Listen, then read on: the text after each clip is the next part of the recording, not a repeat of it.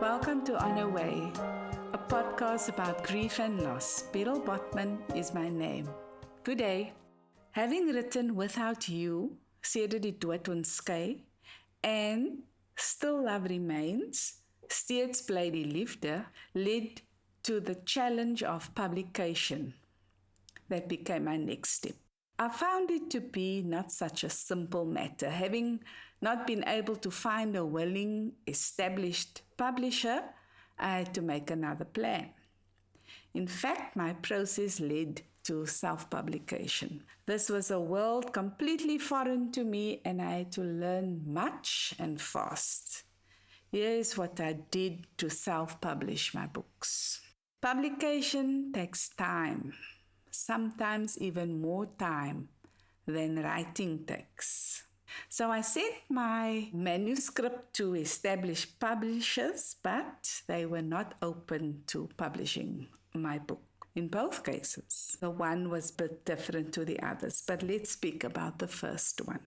After 1 year of sending my manuscript from the one publisher to the next and being rejected, I started doing research regarding self-publication. So the internet is a wonderful resource, and you can spend days and weeks looking at different offerings. Make time, read, consider what it is that you want with regard to what there is on offer. So approach these different offerings with an open mindset, but know what it is that you are looking for.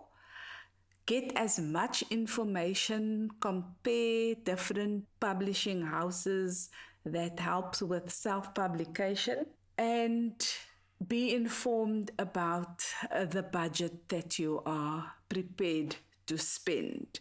If you approach a self-publication publisher, you will be asked to enter into an agreement. Take that agreement very seriously, read it thoroughly, understand it, ask questions before entering into that agreement.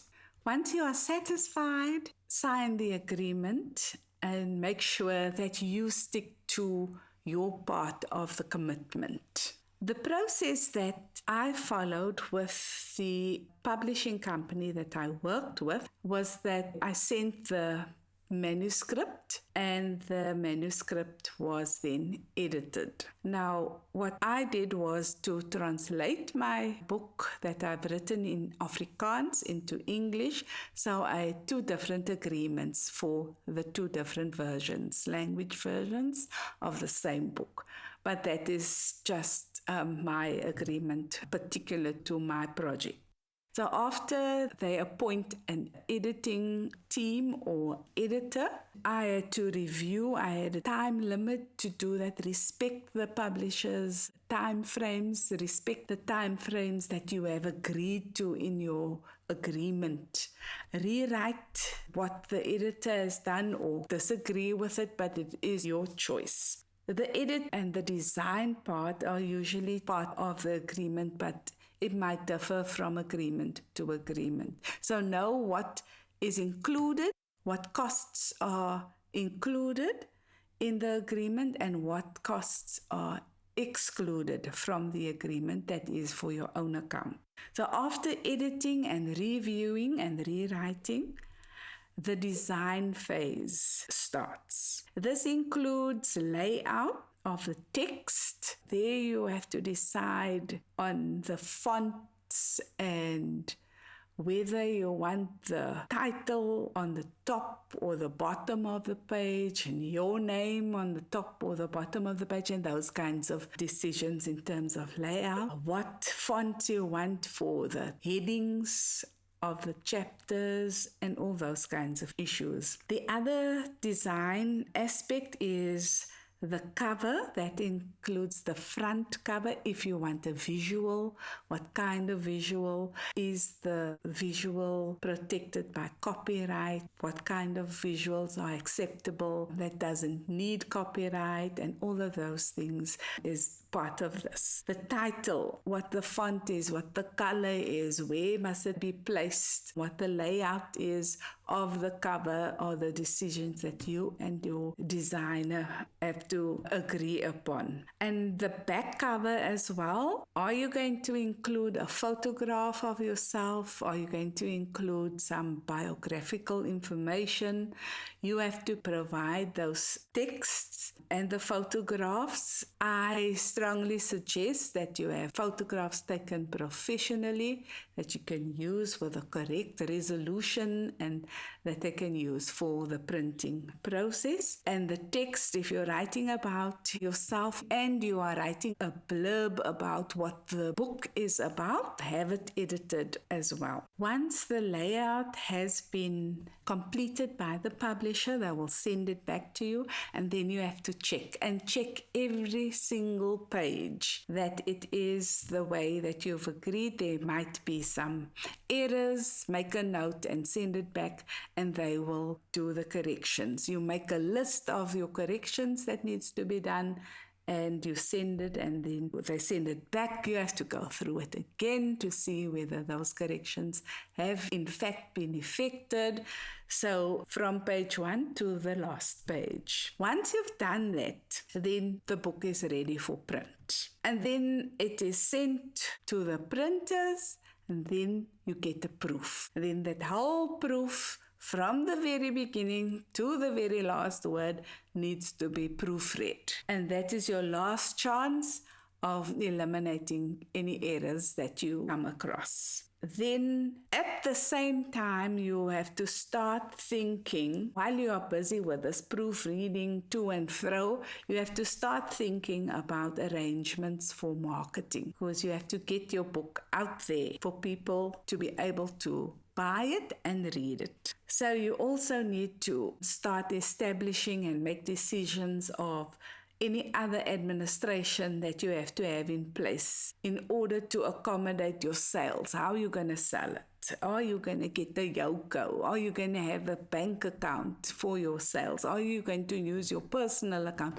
Those are decisions that you have to make and get things in place and ready for when you launch your book. Some of the publishers, the agreement includes online publishing, so that there's different formats, and so they send you also those formats. Those you also have to approve, so that means also you have to go right through the manuscript and approve that. So there's many processes happening at the same time. While you're busy with the online publishing, the ebook publishing, which you have to also approve, the printer proof copy will arrive. It's a wonderful moment to have a book in your hands, but it's not well bound. It's just put together. It's not very sturdy. The glue is not as the final product will be, but that printer's proof copy will have to be read again, because you know about printers' errors. From beginning to end, you have to read again.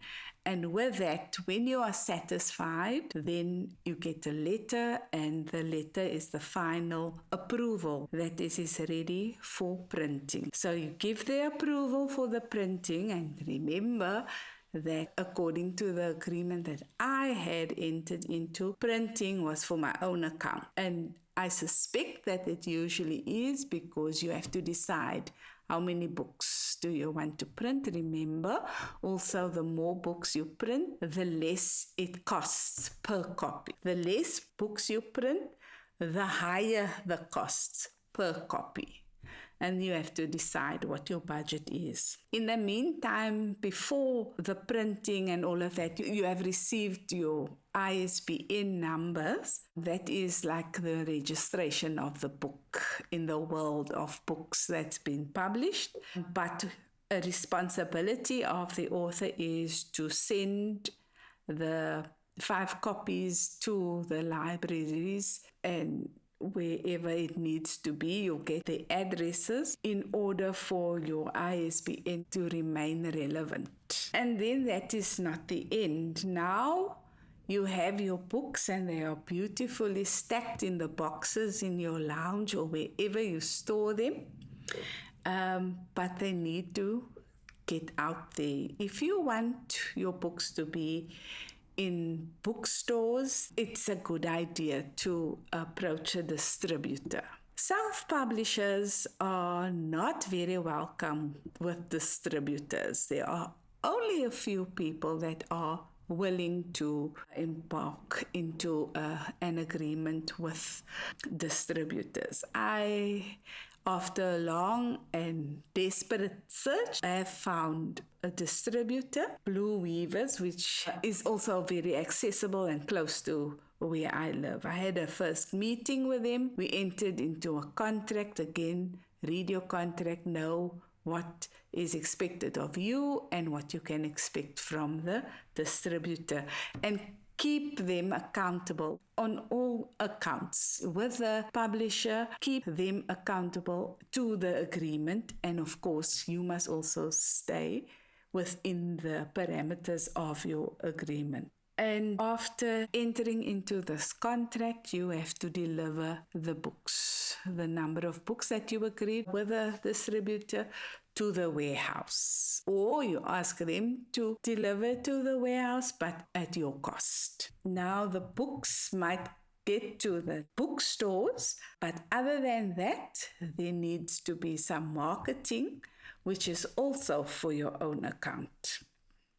Did I say that distributors and distribution of the books is also for your own account? If I didn't, I'm saying it now. So, marketing can include many things. You decide what it is that you want to use and what it is that you can afford to cover. You can have banners and pamphlets, organize launches with people who interview you, or you can have readings or talks, simple catering or no catering. Everything is your decision. So be available for launches and call on your network.